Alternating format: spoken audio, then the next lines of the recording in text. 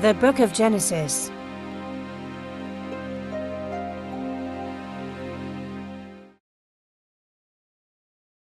Chapter 14. At this time, Amraphel, king of Shinar, Arioch, king of Elasar, Chedorlaomer, king of Elam, and Tidal, king of Goyim, went to war against Bera, king of Sodom, Birsha, king of Gomorrah, Shinab, king of Admah, Shemeber, king of Zeboim, and the king of Bela, that is Zoar. All these latter kings joined forces in the valley of Sodom, the Salt Sea. For 12 years they had been subject to Chedorlaomer, but in the 13th year they rebelled.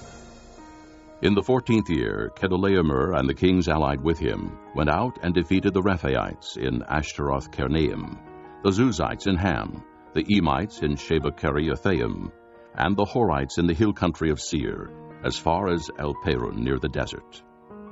Then they turned back and went to En-Mishpat, that is Kadesh, and they conquered the whole territory of the Amalekites, as well as the Amorites, who were living in Hazazon-Tamar.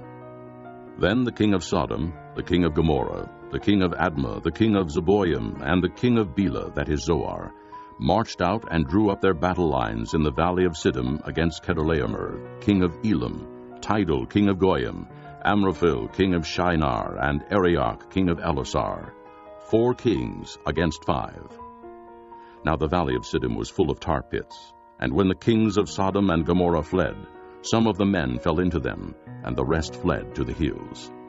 The 4 kings seized all the goods of Sodom and Gomorrah and all their food. Then they went away. They also carried off Abram's nephew Lot and his possessions, since he was living in Sodom.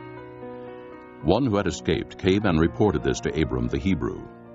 Now Abram was living near the great trees of Mamre the Amorite, a brother of Eshcol and Aner, all of whom were allied with Abram. When Abram heard that his relative had been taken captive, he called out the 318 trained men born in his household, and went in pursuit as far as Dan. During the night, Abram divided his men to attack them, and he routed them, pursuing them as far as Hobah, north of Damascus.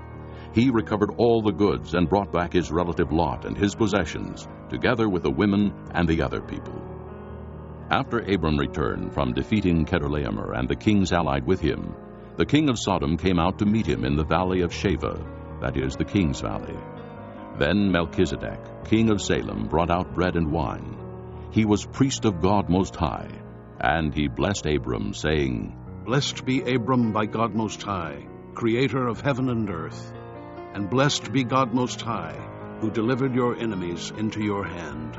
Then Abram gave him 1/10 of everything.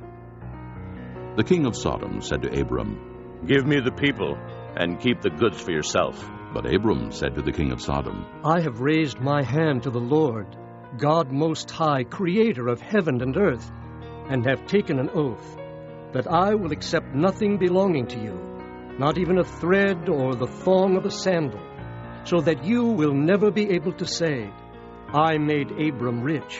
I will accept nothing but what my men have eaten, and the share that belongs to the men who went with me, to Aner, Eshcol, and Mamre. Let them have their share.